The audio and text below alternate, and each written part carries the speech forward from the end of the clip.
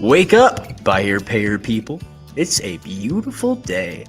Go grab yourself another cup of joe and say hello to Jim and Michelle Rhodes on the Buy Here, Pay Here morning show. Take it away, you two. Happy Wednesday. We're glad you guys could make it.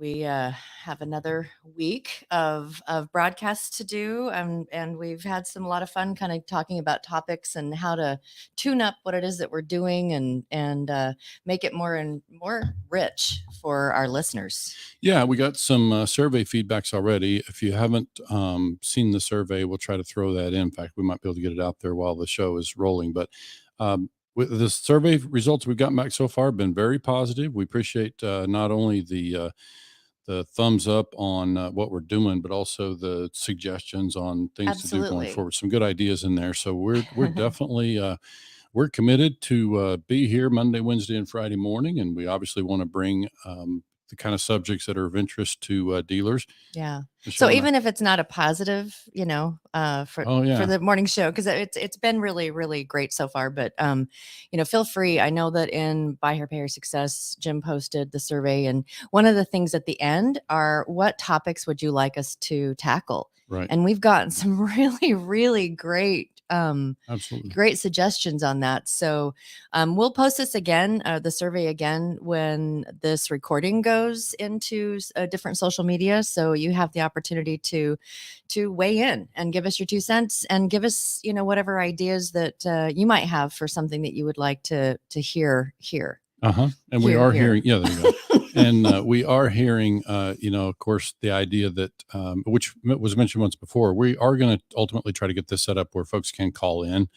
There are some technical maneuvers that we have to make in order to create that situation. But we expect to get there and be able to allow people to call in and ask their questions. In the meantime, throw them in the chat box there. Absolutely. And don't forget to say hello. If you'll let us know what state you're listening from this morning, we'd love to hear that. And I got to tell you, this is White Hat Wednesday. We expected Russell Moore this morning. He's not connected. I wonder if he's on, if he realizes it's on Eastern time.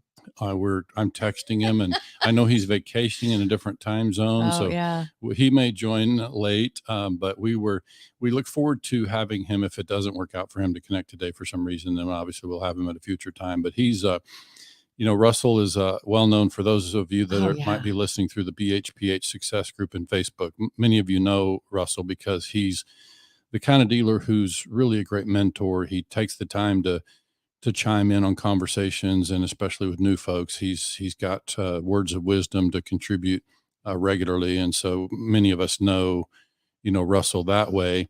And of course, he's been in the industry for some time. He's in South Texas, Conroe, Texas. And so he's, again, somebody we want to give a nod to as somebody we view as a white hat dealer. Absolutely. We certainly know Russell well enough to know that he kind of fits in that category of what we call the white hat. Yeah. And just in case he doesn't make it today, we will either record a broadcast that we can put out there for people to be able to listen to, or just reschedule him to come on another time. And it's, I said at the beginning, it's like, there's a lot of things that we're learning.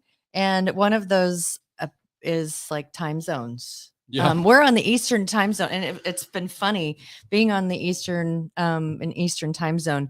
We're heading to NIADA. We are broadcasting live, by the way, from NIADA in exactly 2 weeks, which means those of you who, speak time zones, that's Pacific time zone, which is 3 hours earlier than Eastern time zone. And we start at 9. So we will be broadcasting live 6 o'clock in the morning. Pacific. She says that like it's going to feel like 9 a.m. to me. So it'll still be dark, I think. Well, will it still be dark? It'll be the same time of day for our listeners as it always is. Well, it's been funny because, usually when you go to these conferences, it's like, hey, let's do dinner. Hey, let's da-da-da-da. And so when we've had friends and colleagues say, hey, let's do dinner on Tuesday night. And we had one that was like, let's do it at 8:30 Pacific time zone. And so we're like, oh, that sounds great. And then Jim and I were looking at our calendar and was like, that's 11:30 for us. So we had to decline. Right. Thank you so much for the invite. But so when we say we're going to be broadcasting live at NIADA, we will do our normal 6 o'clock, or it'll be 6 Pacific, our normal 9 o'clock time slot, and we will do an extra, like a special time slot for while we're at the conference. So we'll go live, and I think it's like at 9:30 Pacific. Right. Yeah. And we'll have a half an hour time, and it's been really great talking to the people, the folks there that are putting together this whole thing, and how they're like, what do you need? And it's going to be fun because apparently we're going to be something like in a room with a few other people that are going to be broadcasting, like our friends at the Independent Dealers Podcast. Right. And so, those of you who are going, it'll be kind of in a breakout type environment. And so we're looking forward to, Bill, it is early. Yeah. Buenos dias. Bill's like, wow. 6 a.m. in Vegas. Yeah. We're not the type of people that go out on the town. Yeah. And when we go to Vegas for different conferences. Many of you at the conference will just be coming in at the time that we're starting our broadcast, so stay out all night at the tables. But buenos dias. Amanda's here too, and we've got Todd Oden from Alabama. Yeah. And Tommy's here. He's listening in. Trying to buy cars online. Yeah. He's a dealer. Yeah, we should have had Tommy on there. He could do simulcast, and we could watch him buy cars. We could listen. How do you do this, Tommy? This would be kind of a fun one to do. So I might take a little time this morning, hope we get Russell to connect, but I'm going to take a little time to kind of tell the backstory on the White Hat Way. We've shared it out there, the link here and there, but you can certainly read the expanded version on the White Hat Way at the BHPH Institute. I think Michelle's going to try to share that in the thread now, but just to kind of give a backstory on that, I grew up in Western Oklahoma, and some of these things can be hard for me to talk about without getting emotional. Michelle knows that emotions run pretty close to the surface with me all the time. But then this particular subject is just kind of goes back to my roots and some of the people that I grew up with, including my own grandfather, who was a pure cowboy. I wish he'd been around when we met, because I really would have loved to meet him. His the family name is Trujillo. He was the head cowboy. They called him a foreman, but he was the head cowboy. Had a bunkhouse full of usually about a dozen cowboys on a 50,000 acre cattle ranch, and he was the consummate, caballero, the true cowboy, and he always wore a white hat. He had his straw hat out on the ranch, and he had his felt hat for church on Sundays, and it's just something that really has always meant something to me. You see the white hats in the old Western movies, and those are usually the good guys, in the movies. So that's how that kind of came about. I've always kind of associated white hats with the good guys, and that's what we're trying to spotlight, with this whole White Hat Way concept, and just the way to treat customers and how to kind of implement ethics into that, and it's about being the good guys in your community. And we've as we've been developing this and talking about, so we want to be able to give, especially on White Hat Wednesday, the same kind of information, same kind of nuggets from the dealers that we have on there. And so, we've already got a list of questions that we are going to ask each of them. Some of them are like, what's your favorite part? What's your not so favorite part? Sure. I really enjoy those kind of questions because it kind of, it adds some contrast. Right. And so we know some of the things we need to either figure out how to make more fun, sure, or whatever. And I've shared the story out there before, just quickly on that, thinking about what people like about it. I remember talking to a dealer years ago, and again, people have heard me tell this story, but I never met the guy, but I talked to their dealer, and he was, they'd been many years in business, had a franchise operation, and he just basically shared with me that, they had a very successful buy here, pay here business. They had, maybe 500 accounts or something, and had a good amount of cash flow. He said, Jim, we own our real estate now to the benefit of our buy here, pay here operation. And we actually enjoy incoming cash in our franchise store from our buy here, pay here operation. He said, but really what I love most about this business is just that we're helping people. Yeah. And that's like key for us when we do an initial discovery call, or the initial call when we're launching a new a new contract with someone, and we do that in-depth discovery call, that's one of the questions that we ask. It's like, why are you doing this? And that's an answer that, like, that's for us pretty important. It's like, because you want to help people. That's yeah. That's kind of what we're looking for. When we meet new clients, we focus with new dealers on not just getting them in business, but creating a business that is going to be sustainable, that's going to be an asset in the dealer's community, and is going to create, when I say sustainable, a business that's going to be around for a long time. It's going to have an impact, a positive impact in the community. And beyond that, we want to see the business have value. So we're trying to help create systems in the business, obviously, that's going to help the dealer create a business that's going to have value, 10, 20 years down the line. And so that's kind of where we come from. And that we feel like that just kind of all ties back to ethics, principles. In fact, it comes up, and I'll be speaking. Michelle will join me at the TIADA conference, where we'll be speaking on business planning. And we're going to introduce some ideas in that kind of go to the heart of business planning and where do you start? Oh, yeah. And maybe for some of you, where do you restart on your business planning? Because, people always ask us the question when we're working with new dealers. They'll ask a question that kind of in that category of what Michelle and I call straight lines, black and white. Straight lines and squiggly lines. Yeah, so straight lines. Policies and procedures type of stuff, which is, you could describe it any number of ways. Black and white is kind of the it's the more kind of more rigid parts of the process of, how you run your operation, how you do the things are more your straight lines. The squiggly lines are more how you bring it to the customer, how you, people can have a policy about this. Well, how do you articulate that? Yeah. So imagine the question. We got a brand new dealer who's never been in the buy here, pay here business at all, maybe never even in the car business.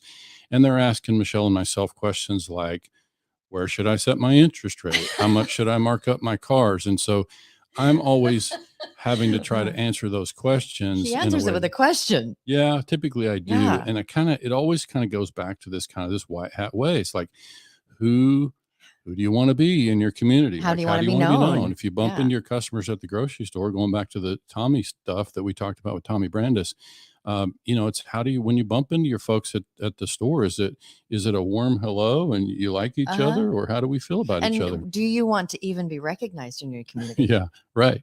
And so those are the things that's why we sometimes answer those questions with a question, and why we ask our dealers to really start with an understanding of what we teach in terms of the white hat way is kind of foundational for us. It's like we want to help dealers create businesses that are going to be around a long time. And so it's not a great business for those that are short-sighted. If you're selling your paper off to somebody else, that's one thing. But if you're going to originate your paper, close the deal with the customer, collect those payments from the customer for, what used to be 3 years, now it's, 4 and 4.5 year contracts. If we're going to have that kind of relationship with customer, then we really need to think long-term. And when you think ahead to how would we need to treat that customer in order for them to do business with us again, as that contract is winding down and we now have new and shiny cars on the lot, are they going to trade in and do business with us again? Are they going to be with us, for multiple cars and perhaps multiple generations, as Tommy talked about?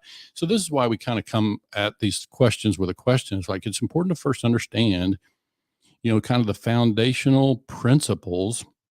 And I guess I'll go ahead and give a teaser. I'm writing an article soon that'll, be distributed in various channels. But years ago, I wrote an article. I need to figure out when I wrote that. I need to go find that archive. Oh, it was well before we met. Yeah. It's been probably 10 years ago. I wrote an article called The Third P. And I meant that because often when people in business in general, but buy here, pay here, when they talk about P and P, they're talking about policies and procedures, right? So that's typically that kind of that straight line stuff that we're talking about. And I introduced the idea of the third P, really, that you have to think about in order to write your policies and procedures well and to create this kind of sustainable business I'm talking about. You start with philosophy. Okay? What is your philosophy? Yeah. And I know that's the question. I had to look how it do you up. want to be known? It does not start with F. Just for any of you who may not be awake yet this morning. Words. So yeah. So the third P was philosophy. And so now I'm going to write the fourth P. And this just occurred to me not long ago that this is where, we're going to kind of spend some time in the next, several months is Mm-hmm. writing these series of articles. So the fourth P will be principles, Mm-hmm. because, and it's not principles like dealer principles. This is like, how principled are you going to you're going to run your business from certain principles, which also ties back to philosophy. This is all about philosophy and approach. Yeah.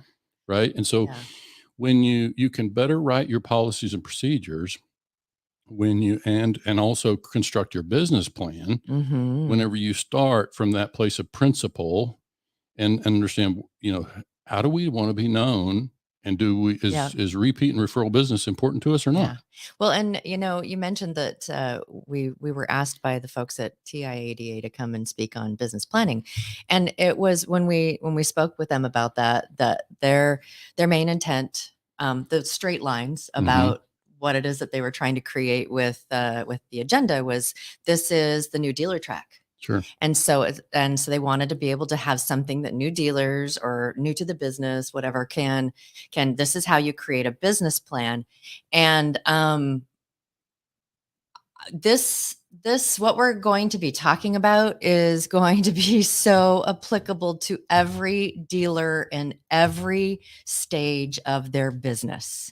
Every dealer in every stage of the business. So, if you want to be able to kind of get a little bit more of an insight about what we talk about with some like the principles, right, the philosophy, then come in and have and join us at TIADA. Please. That's going to be. We feel good about the kind of the approach that we're going to bring to that session, because it will help dealers to maybe rethink their business plan a little bit, and kind of how they want to model, because the numbers, the numbers are the numbers, but to create the plan that we want and have the business have the look and feel that we want in 3 years, that might be a little different number here or there than what you currently have in your business plan. So that's what we want to introduce, this idea of, to really get the numbers right. We probably need to take a good look at, how do we want to be known? So this gets into all the soft stuff that Michelle and I, we really quite enjoy taking on these things, like, creating a vivid vision in your business and creating culture in your business. That's such a kind of a, nebulous thing to think about things like culture. But in reality, there are some very specific things that you can do to start to facilitate an improvement in culture. And that can be your. That was actually one of the things someone put on a survey. That's true. Talk about culture. Yep. Yeah. So, and we're prepared to take it on. Like I say, it's a subject that is, it's hard for many to grasp. And, I have to say that for the longest time, I found it challenging myself, because I was in a circle of entrepreneurship back in Utah and met a lot of great entrepreneurs. And there was a lot of talk about culture, what we used to call team chemistry. And maybe the new word is culture. And so it's really the same thing. We're creating chemistry. And really, this also applies in that you think about your business growing, and many of you are out there with, multiple location type of operations. How do you create the kind of environment and culture that helps you feel like the people that are out there on the front line greeting your customers on lot number 1 and lot number 3 today, how close is what they're saying to the customer to what you would say if you were standing there yourself? So this is where culture starts to tie it all together from top to bottom. And so we can call it culture, chemistry, philosophy. There's a lot of ways we can go about this, but if we get that part right, then the chances are much higher that the people out there at the front line are saying things in the way that we want to say them. And so this is a really important element. Exactly. And, I know that many of you know Jim as the numbers guy. He's the one that does collection efficiency and all of the numbers thing. Really super, super talented, has just some very rich information. So those of you who are thinking business planning that we're going to be talking numbers, you're right. We will be. We're also going to be talking about the other pieces of that. So those of you who just want to hear the numbers, come. Right. And those of you who want to hear the way that that we're training and we're teaching new dealers to be able to enter the business with the third and the fourth P, please come and join us. I just wanted to, we're a little bit past halfway through. I think that Russell had a time zone miscommunication. Oh, yeah. So those that he are hasn't tuning in joined us. expecting to find Russell, we'll get him on a future. We will, absolutely. And so I've put up there on those of you who are kind of watching via video or whatever, the link or the website for the White Hat Way. So if you want to go ahead and read that and kind of get a better idea about what it is that we're going to be talking about on Wednesdays. Wednesdays are White Hat Wednesday. Thank you, Tommy Brandis, for the suggestion. And so we also, we all have colleagues that we see and watch what it is that they're doing. And they may be someone that is just a side mentor or whatever, someone that you met at one of the conferences, someone that you know, and it's like, man, I really want to be able to emulate how they do their business, not just in the numbers and that they sell this many units and all of this, but how they connect with their customer. And so we have our list of dealers that we know through our circles that we consider to be the white hat dealers out there. And so we know you do too. And they may be dealers that we aren't familiar with. So we're asking, and you can find us on some of the different social media channels or through our websites, the octane.group or whatever, or like through the Buy Here Pay Here Institute, contact us, send us in a suggestion of someone that you know too, because we would really love to be able to showcase people that are out there that are just really, really emulating the White Hat Way. And we will be giving awards for that as part of how we want to spotlight people. We don't have an official nomination process on that yet, but at the end of the day, all we're really trying to do is spotlight those people who are treating customers well and are focused on customer retention and customer relations. And so by all means, put their name out there. You can choose to send it to us privately or mention them publicly, through these social channels or whatever. We're just trying to get the word out that it's entirely possible to treat customers well, to be fair and consistent in dealing with them. Solves a lot of your compliance problems, by the way, in the course of doing that, when you're just fair and consistent. And then beyond that, when we're treating customers well, it creates a lot of long-term success for us. So, we just think that it's important to understand that for folks that are new to this business. There's a lot of things that they try to do. And of course, as we know, mistakes in this business can be very expensive. And so we're just trying to introduce the concept that, some of the dealers that we know that have been around for decades and enjoying really healthy success, have great Google reviews and lots of repeat business. That's what we want to make sure people understand is entirely possible.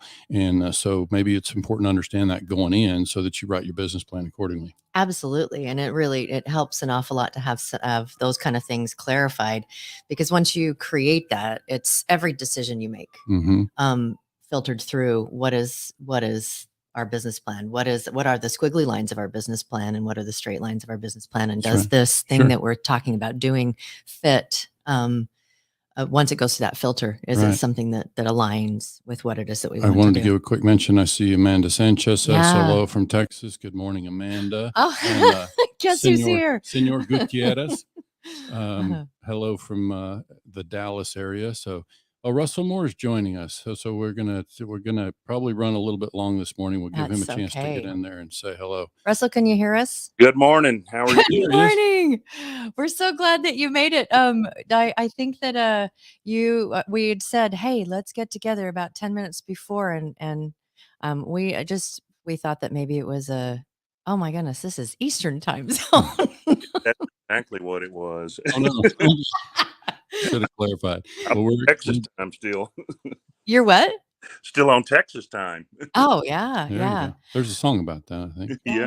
And Tulsa time too, Oklahoma. Hey, so thank you. And then it sounds like you probably just like, oh my gosh, got on real quick, and we don't want you to feel too rushed or anything. This is like super casual, and we know you as someone that really emulates some of the things that we've been talking about with the White Hat Way. And so welcome, Russell.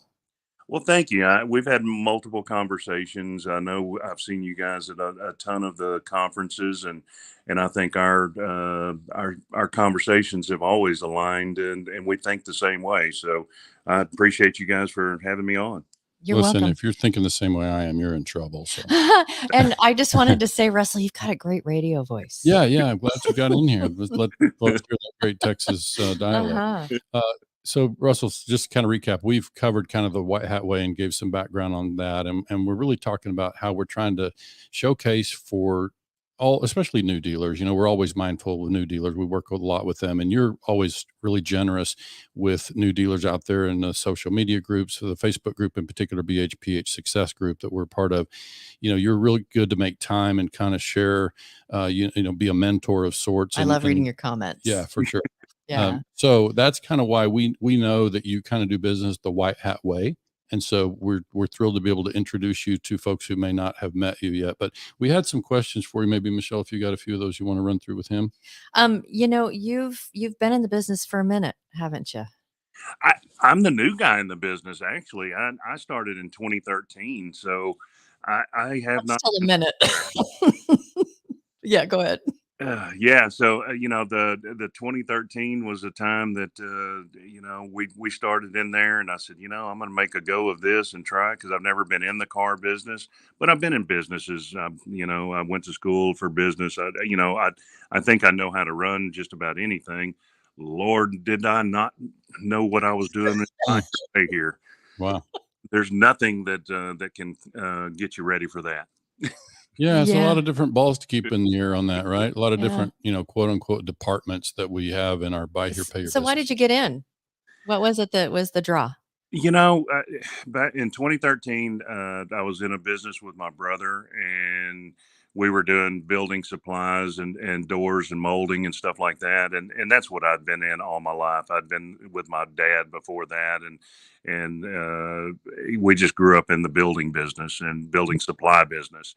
So after some time, we decided, okay, well, let's my dad was ready to retire, so he sold the property, and we went across the street and opened up a place. And about that time, we had decided, or I had decided, that we had pretty much run our course together. Still love my brother beyond measure, but we had just grown separate. I wanted to keep growing, and he did not. He was happy where we were at. A typical, response to a family deal. You got intricacies that you just can't even imagine. So then I decided to do the car dealership, and I started in 2013. I started part-time and hired a guy to kind of run it while I was at my day job. And I had one of our guys in my hometown that came to me one day at lunch, and he saw me sitting over, and he walked over to me, and he just looked at me, and he said, "I need to give you some advice." And I said, "Rigby, I'm happy to. This is one of the richest guys in our town." And he said, "You either need to get in the car business or get out of the car business." And I said, "I hear you." So I went all in, and from that point on, I never have looked back since then.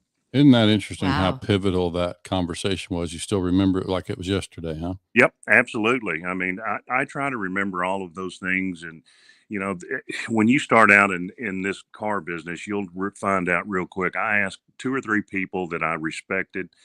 One of them was a guy that's a general manager of a Chevrolet store in town. I've known him since high school. And I said, "Hey, man, can I make a living in this and do it honestly?" And he said, "Absolutely." He said, "You can do it the right way and make a good living, and you can make a great living in this business." He said, "But you're going to find that you're going to see a bunch of shady characters that are going to show up and try to get in your pocket and try to do the things the wrong way." Lord knows I got hooked up with some right people to begin with, and that made all the difference in what I'm doing now, because I was showed the right way to do this business. So you actually had that was another question, was what was your early education or mentorship? What did that look like that helped you on your path? So the best thing was getting hooked up with, I had that gentleman that helped me. And then another friend of mine that just recently passed away. He had been in the business forever. And he actually was the guy that I hired, and he worked for me for 2 or 3 years, just kind of keeping me lined out on the day-to-day stuff. But whenever I first got in, I knew that I did not know enough about the buy here, pay here business. Mm-hmm. So I wanted to join a 20 group. So I went with NIADA 20 groups, and Paxton Wright was my first moderator. So, we go back a long way, and, with the 20 groups and stuff. So that was where and at that time, we had 2 dealers in my hometown that were going under. And when I say these guys were selling 150, 175 cars a month, Mm-hmm. and they were going out of business, and I'm sitting there going, "Uh-oh, what have I gotten myself into?" And I asked, I still remember this conversation with Paxton. I said, "Paxton, I don't want to end up like those guys. Mhm. What happened?" And he said, "Well," he goes, most of the time when somebody fails, they didn't pay attention. They quit paying attention to what was going on inside their business. So, those are some, you got to pay attention. And I actually hired my controller came from one of those dealers, one of the bigger dealers. And through conversations with her, that's exactly what happened. I saw the internal workings of that, of not paying attention. And that'll get you every time. What kind of things are you talking about when you say not paying attention? Not paying attention to your expenses, not paying attention to what you're buying, not paying attention to the details of your day to day business. Not seeing what the recon cost is versus you got to know your numbers, right? I mean, every time you're sitting there looking at, I spend a lot of time in my office looking at numbers, and I tell this to, I told my wife the other day, I said, I have a fear of failure. And that's what drives me to try to do the right thing. Right. I don't, that's what has to happen. You got to have some kind of something going on to drive you to do your best for your family, for your work family, for everything involved. But you got to pay attention to all the details, not just a couple of them. You kind of answered. And thinking about these new dealers, one of the things we see out there, Russell, is that, especially a lot of them come out of a sales track. They either come out of independent retail or new car side. And so they're really only used to thinking about the sales side, right? And so it's sell, sell, sell. Look how fat our profit and loss report is. Let's sell some more, and not so much looking at the cash flow statement. And that's where I think I always say, you can race right off a cliff in this business. Sound like that may be what happened to some of those folks in your hometown there. It is. I mean, that's even in my little world, we were selling 4 to 8 cars when we first started, because that's all I could afford to do. Yeah. Somebody asked me the other day, said, how is buy here, pay here? Can you get into it? What's the barrier to entry? It's money. I mean, pure simple. If you don't have, I started in 2013, and the business model that I had was probably, okay, we can do this with $1 million to start with, and we can grow this to a pretty decent, print balance. And I did. And then that turned into, oh God, I need another $1 million. So, those $2 million in today's numbers, you're looking at $4 or $5 million to do what I did in 2013. And it's hard to get capital, as you guys know. I mean, I try to help people all the time, and I will tell, shameless plug here for Primal End, but guys, if you're not out there with capital right now, if you don't have a local bank that will bank you, you have to get with somebody like Primal End or Spartan or one of those guys to help you grow, or you will not be able to do it. You cannot cash flow this business yourself. Yeah, there's some real math in there, and we can't get around the numbers, right? I mean, you just need a certain volume to make it make sense. And so, we've talked about some of that stuff in some of our education, but yeah. And I also was going to circle back and give a shout out to Paxton, because I had forgotten when you said Paxton Wright. Many of those that were listening know Paxton, but he's currently with Primal End, and he was, I'd forgotten that when I met him, probably somewhere around 2013, 14, that he was a moderator before Yeah. that. So yeah, that's good stuff. But yeah, the money part is so important. You got to be able to plug into some, it's, what we call in just in general in business, it's like the fuel that goes in your tank. I mean, you can have a pretty shiny car, but unless you can put fuel in that tank, it's kind of hard to get anywhere. So. And you can equate that back to right now. I mean, gas prices are out of control right now, right? So the car prices are out of control. So it goes hand in hand with what you're seeing right now in the world. So for sure, everything gets more expensive as we go. Yeah, takes dollars. Yeah, absolutely. Okay, so Russell, what is your favorite part of this business? I like it all. I'm a glutton for punishment, I guess. I do. I love talking this stuff. I love the life of it. I mean, the dealership life is cool. I have enjoyed the camaraderie that I have, with people, getting to meet the new dealers. That's what drives me as well. I just enjoy that aspect of it. The working in the business is fine. I started out, I told everybody I didn't want to be a used car salesman. I wanted to be a used car dealer. And what I mean by that is I wanted to sit back in the big office and drive the whole traffic. I wanted to be the puppet master, basically. Yeah. And that's where I think a lot of the new dealers that are coming along are missing the boat of when they just have one or two employees. Yeah. If you only have one or two employees, my gosh, you're going to be there working on everything. It's hard to sell, and I think it's hard to collect the person that you just sold. I just feel like those are things. Now, we all did it. We all do it until we get to a certain point. But I do still remember when I go, man, I wish I had 100 notes. I wish I had 150 notes. I wish I had 200 notes.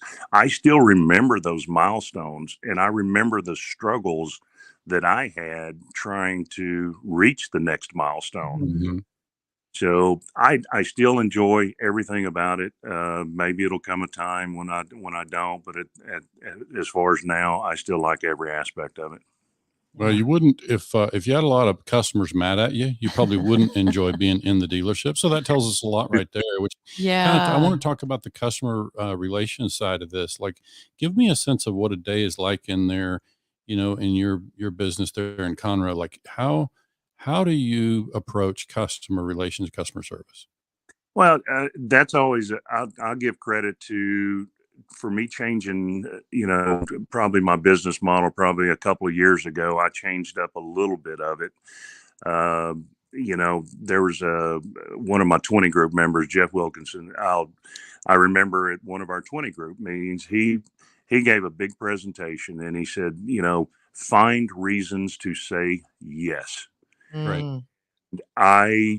That was like a light bulb moment for me. And so I've always done, reinsurance and all of those things to try to make money and all that. Well, I had to change my way of thinking whenever, I find reasons to say yes. So a day and typical customer comes in, they're mad as heck and they want to scream and yell at everybody. Well, what can diffuse that quicker than giving them what they want, right? I mean, that's the easiest thing to fix. You can defuse a situation quick by doing that. Yep. So that's what I do. I mean, that's what we and we try to do that within reason. Now, if it's abuse or something like that, then that's a different conversation. But that's exactly what I do with Michelle whenever she's. Exactly. I love the find a reason to say yes, and we've talked, Jim and I, we talk buy here, pay here all the time. That's what happens when you are married to your business partner, but I love it. Is that if it's something you can't do, then you offer alternatives. And, it's like, we're on the same side of the table here. And I want to say, yes, can't really do exactly that, but here's what I can do. And so instead of just like that hard no too, it's like, yes, we can help you. Mm-hmm. And here's how I think we can do it. Yep. I got 3 different ways to say yes. Yeah. You go ahead. Well, I mean, that's you have to be able to work with the customer, or you're not getting paid anyway, right? So Right. the key to it is, in my opinion, is the best thing that I ever did for my dealership was reinsurance, Yeah. and I have, I'm a poster boy for that, because I got as many ancillary products as you can possibly get in that, Mm-hmm. and I am Mm-hmm. funneling a ton of it in there. You know why? So I can have the cash when somebody comes in and says, "Man, my motor blew up." Okay, pull around back. Let's get you a new motor. Right. Uh, I don't have those problems anymore, and I can still remember when I had less than 100 notes, and I had a customer come in and blew up a motor. And it was the most horrible day of my life, because I was trying to figure out how I was going to pay for that motor. Uh-huh. So that meant I didn't have to, that means I didn't get to buy a car that week because I had to pay for a motor. So I remember those struggles, and Mm-hmm. I did not want to be there again. Yep, that's good. We're also big advocates for reinsurance. We see the benefit. And I always tell people, Russell, you probably could kind of sound off on this part of it. I would tell people, look, your reinsurance business should be profitable. You should be able to, put enough premiums in there that you should actually gain. And there's all kinds of great ways to use the money. But if you put the money in there and it was just cash neutral, you weren't really even profitable in there, but you saved all those charge offs and that translated into a lot of happy customers, that alone is worth a ton, isn't it? Oh, it's customer retention. I mean, Tommy Brandis mentioned that last week, or you did, one of you, and said, you spend $230 per car to gain a new customer. Yeah. What are you spending to retain them? Right. Why would you not spend that $231 per customer to retain them? Sure. You know more about that customer too than the new one. Getting with that customer, they're already, if they're paying good, then Right. okay, spend $500. It doesn't matter at that point. It's a numbers game. You're trying to keep the cash flow going. Right. And I also talk about the 10-year approach. When you think about that customer, if I can solve these problems today and say yes, then they could be with me for 10 years or more. So Uh, that's just a way to think about that. you're sitting there looking at all the customers that are coming in, and they'll, I've got probably the grandparents, the parents, and the kids. You got 3 generations of Mhm. customers there, and I'm Yeah. not the only one. That is the typical. If you treat them right, they're coming back. Mm-hmm. Yeah. So I got to throw a quick mention in there, Russell. Somebody said they got to step out for a car auction. I'm just That's going to remind GR Moore. everybody. Yeah. Oh, nice. So glad you were here briefly, GR. So I also want to just say, folks can find these archived episodes once they're done. We're recording them, and you can find them on YouTube, and we'll have lots of other ways. We're now syndicated with the show too. Michelle, you want to tell them how? Oh, absolutely. We are syndicated on all the major things. Spotify, Apple. Yeah, all of it. So sorry. Yeah. Russ. No, I'm sorry. digress. We digress. Okay, so you talked about your favorite part. Is there something that's not so much your favorite part? Service. I hate That is a common theme when we talk to dealers. It's great to have it, but it is. Yeah. It a is. beast. I mean, it's necessary evil. I mean, everybody does it differently. I've got a 6-bay shop back there, and it is, one of those things that just wears me out. I mean, we try to do the things the right way, and try to do, because it's not a high volume shop. You go to some of these Christian Brothers or whatever, and they're, turning out, 30 cars a day or something. No, we're not that shop. But the struggles of keeping everything, my techs are great, don't get me wrong, but they need guidance more than I can give them, because I've never run a service shop. But I know about cars. I know I can get back there and point out some things, but it's trying to train service advisors. It's trying to train techs. It's trying to train, it's the people that make the service department. It's the people that make our businesses work. Mm-hmm.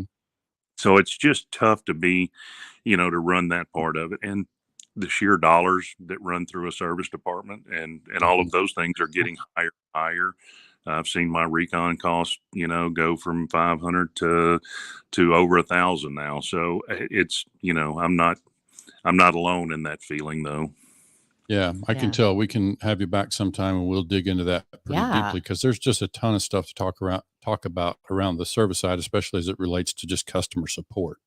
Right. And that whole idea of saying yes. So yeah, we got a whole separate thing. We can talk about that and dig into that a little more deeply on a future broadcast. Michelle, you had other questions? I just, one of the last questions, and you already touched on one thing that you attribute to this. And so if there's anything else you want to add, and if Jim wants to talk about this, keys to success. And you mentioned reinsurance has been a real key to being able to say the yes, which is from what I'm gathering, is your way of measuring success. Can I say yes? But is there anything else? Yeah, I mean, that's part of it, right? I mean, that's just one of the pieces of the puzzle that I think is very important, and that helps you with the big business model plan, right? You're saying yes.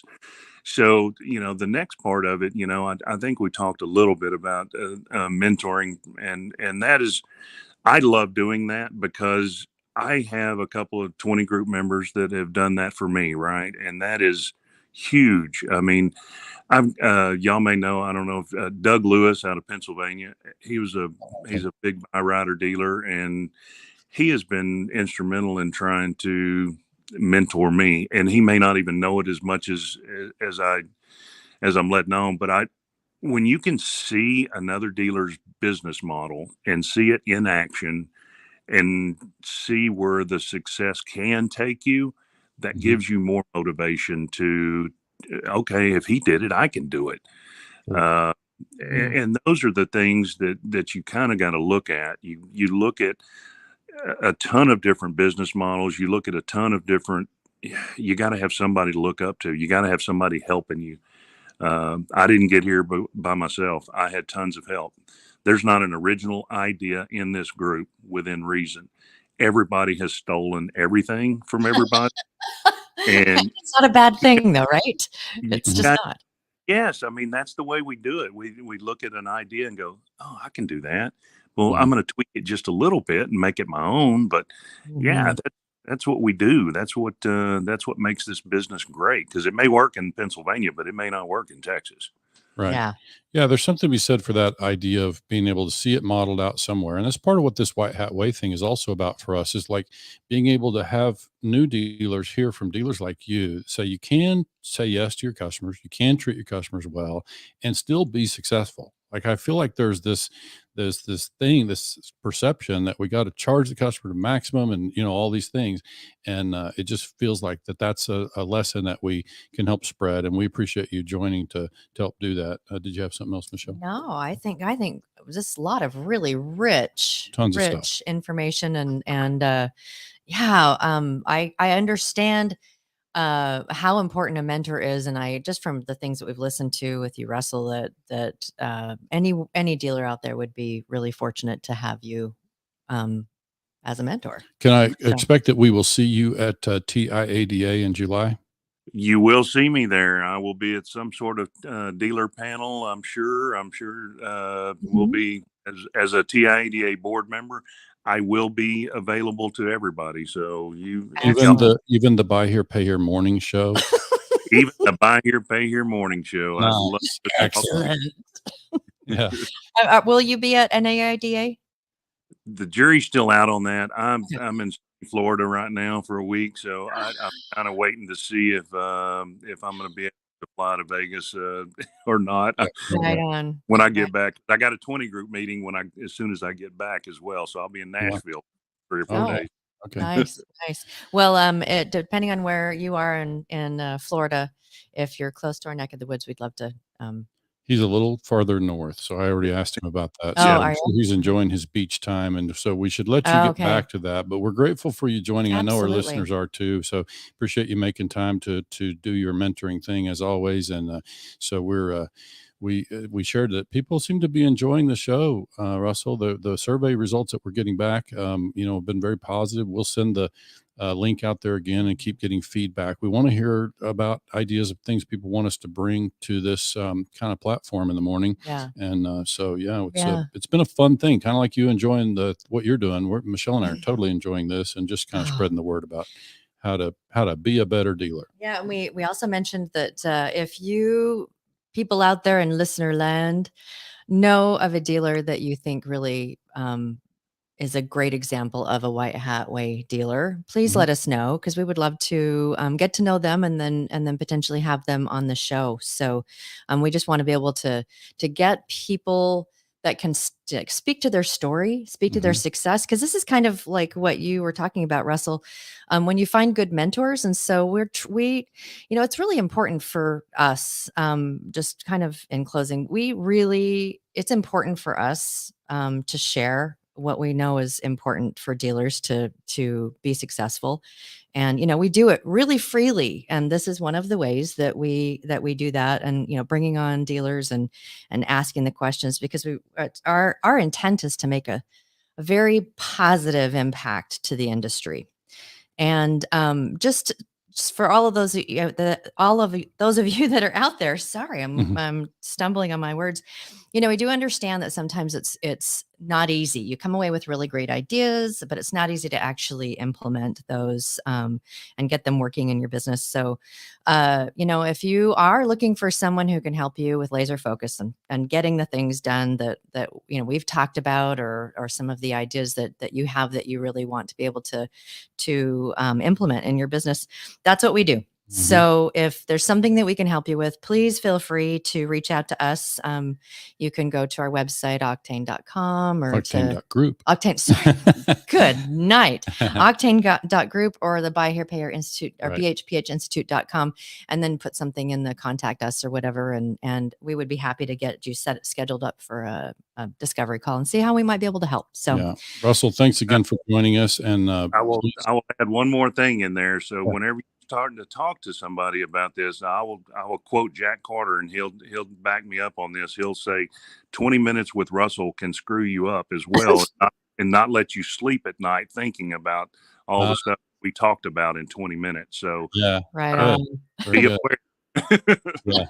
Rich content. That's what you're going to get. Lots of really great ideas. So go back and put an umbrella in your coffee up there in the Florida area, and thanks so enjoy much. the rest of your vacation. And we'll talk again soon. Sound like at TIADA, if not sooner. Thanks for having me, guys. I'll see you guys. All right, take care. Too. Have a great day. And we will see you guys all on Friday. See you later.